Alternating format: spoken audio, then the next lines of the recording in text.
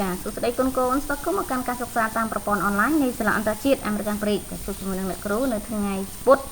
6កើតខែចេសឆ្នាំជូតទស័កពុទ្ធសករាជ2564ដែលត្រូវនៅថ្ងៃទី27ខែឧសភាឆ្នាំ2020ចាអញ្ចឹងគឺយើងចូលដល់ខែចេសហើយ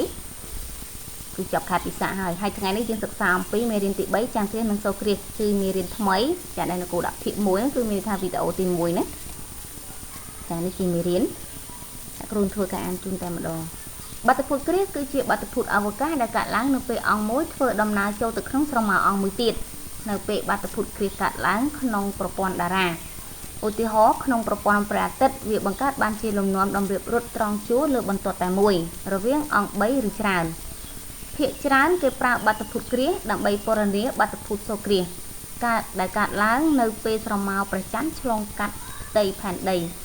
និងបាតុភូតច័ន្ទគ្រាសដែលកើតឡើងនៅពេលដែលព្រះច័ន្ទធ្វើដំណើរចូលក្នុងស្រមោលរបស់ផែនដី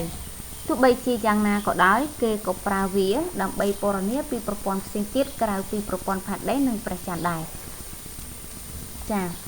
អក្សរដែលមានពណ៌ខ្មៅគឺអ្នកគ្រូចង់បញ្ជាក់អំពីបាតុភូតគ្រាសចាអញ្ចឹងគឺជានិយមន័យរបស់បាតុភូតគ្រាសចាបាតុភូតគ្រាសគឺមានន័យថាស្រមោលរបស់អង្គមួយចូលទៅក្នុងស្រមោលអង្គមួយទៀតឧទាហរណ៍ដូចជាស្រមោលផែនដីចាគ្របដណ្ដប់ចូលទៅក្នុងស្រមោលរបស់ព្រះច័ន្ទឬក៏ស្រមោលព្រះច័ន្ទគ្របដណ្ដប់ទៅលើស្រមោលរបស់ផែនដីចានេះគឺជាគេហៅថាបាតុភូតគ្រាសមួយធំគឺច័ន្ទគ្រាស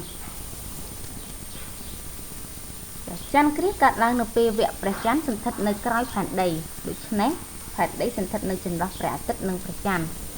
នៅពេលលំនាំបែបនេះជួនកាលព្រះច័ន្ទឆ្លងកាត់ស្រមោលផែនដីបង្កើតបានជាច័ន្ទគ្រាសបាតុភូតនេះកើតឡើងនៅពេលវគ្គព្រះច័ន្ទពេញវងប៉ុណ្ណោះប៉ុន្តែវាមិនកើតឡើងនៅគ្រប់ពេលច័ន្ទពេញវងឡើយចាកន្លែងនេះណាគ្រូបញ្ជាក់បន្តិចណាច័ន្ទគ្រាសគឺនៅពេលដែលព្រះច័ន្ទស្ថិតនៅក្រៅផែនដីគឺមានថាផែនដីស្ថិតនៅចន្លោះព្រះអាទិត្យនិងព្រះច័ន្ទចាស្ថិតនៅចន្លោះព្រះអាទិត្យនិងព្រះច័ន្ទហើយច័ន្ទគ្រាសនឹងកើតឡើងនៅពេលដែលស្រមោលរបស់ផែនដីគ្របដណ្ដប់ទៅលើស្រមោលរបស់ព្រះច័ន្ទតែយើងហៅថាច័ន្ទគ្រាសហើយច័ន្ទគ្រាសគឺកើតឡើងនៅពេលដែល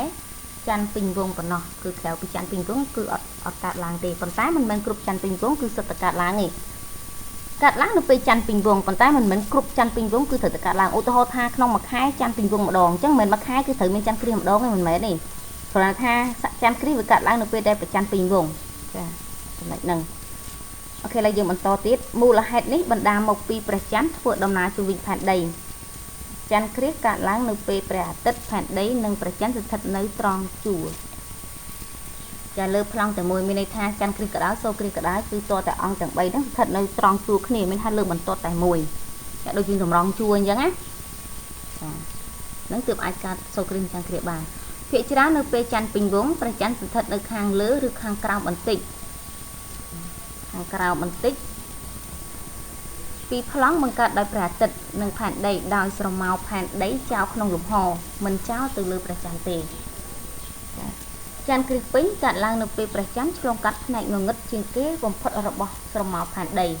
ដោយសារស្រមោលរបស់ផែនដីធំជាងទំហំព្រះច័ន្ទនាំឲ្យច័ន្ទគ្រាសពេញកើតឡើងម្ដងយូរជាង1ម៉ោងខណៈពេលព្រះច័ន្ទសន្ធិដ្ឋនៅក្នុងស្រមោលព្រារបស់ផែនដីច័ន្ទគ្រាសមិនពេញនឹងកើតឡើង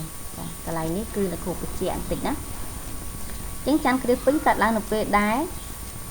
ព្រះច័ន្ទចូលទៅក្នុងស្រមោលងងឹតបំផុតរបស់ផែនដីបើអត់ចូលទៅក្នុងស្រមោលងងឹតបំផុតរបស់ផែនដីទេគឺមានន័យថាអត់ច័ន្ទច័ន្ទគ្រាសពេញទេចាអញ្ចឹងបើសិនជាចូលក្នុងស្រមោលធម្មតាគឺច័ន្ទគ្រាសធម្មតាគឺមានថាច័ន្ទគ្រាសមិនពេញចាបន្តណាលោកអារីស្កូតឆ្នាំ384ចាដល់ឆ្នាំ322មុនគ្រិស្តសករាជអញ្ចឹងមានន័យថាឆ្ងល់តើហេតុអីបានជាលេខធំចុះមកដល់លេខតូចចាការពិតគឺមុនគ្រិស្តសករាជគឺលេខដេញចុះចាគឺដេញថយក្រោយមានន័យថា322 321 320 319អីចឹងទៅចារហូតទៅដល់0ឡើង1 2 3គ្រិស្តសករាជវិញអញ្ចឹងឆ្នាំ1ឆ្នាំ2ឆ្នាំទី3ឆ្នាំទី4វិញអញ្ចឹងណាចាបានប្រើបាតុភូតច័ន្ទគ្រាសដើម្បីពន្យល់ពីរឿងស្វែងរបស់ផែនដីចាអញ្ចឹងគឺសុទ្ធហេតុអីបានជាគាត់ដឹងថាផែនដីមានរឿងដូចម្ដេចអញ្ចឹងណាអញ្ចឹងគាត់យកច័ន្ទគ្រាសហ្នឹងដើម្បីកណនីចាឥឡូវយើងទៅមើលរូបភាពទាំងអស់គ្នានេះគឺជារូបភាពរបស់ច័ន្ទគ្រាសចានេះគឺព្រះអាទិត្យ ហើយនេះគឺផែនដីហើយនេះគឺព្រះច័ន្ទនេះគឺនៅលើបន្ទាត់ត្រង់តែមួយចាអញ្ចឹងគឺព្រះអាទិត្យនៅខាងនេះហើយផែនដីនៅចំកន្លះកណ្ដាលនៅចំកណ្ដាលហើយឯព្រះច័ន្ទគឺស្ថិតនៅខាងក្រោយផែនដី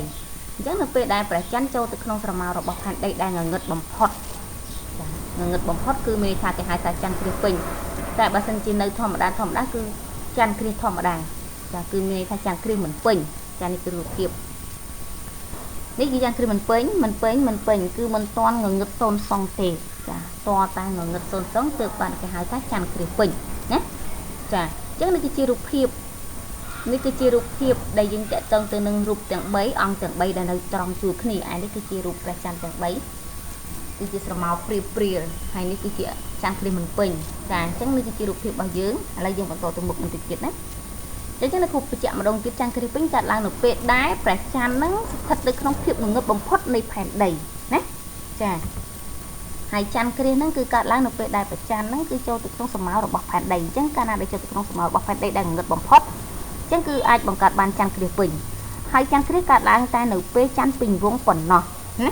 ចាកើតឡើងតែនៅពេលច័ន្ទពេញវង្សទេហើយក្រៅពីច័ន្ទពេញវង្សគឺអត់កើតឡើងទេចាអញ្ចឹងនៅគ្រូឲ្យមើលរូបភាពម្ដងទៀតនៅគ្រូបញ្ជាក់ម្ដងទៀតណានេះព្រះអាទិត្យនេះផែនដីនេះព្រះច័ន្ទអញ្ចឹងស្ថិតនៅក្នុងតែជួរតែមួយហើយព្រះច័ន្ទគឺស្ថិតនៅខាងក្រៅផែនដីចាហើយផែនដីគឺនៅចំកន្លោះកណ្ដាលនៃព្រះអាទិត្យហើយនឹងព្រះច័ន្ទចាអរគុណច្រើនសម្រាប់ការទស្សនាវីដេអូនេះជូនដល់កូនៗទាំងអស់គ្នាមានសុខភាពល្អសំណាងល្អទាំងអស់គ្នាចាជម្រាបលា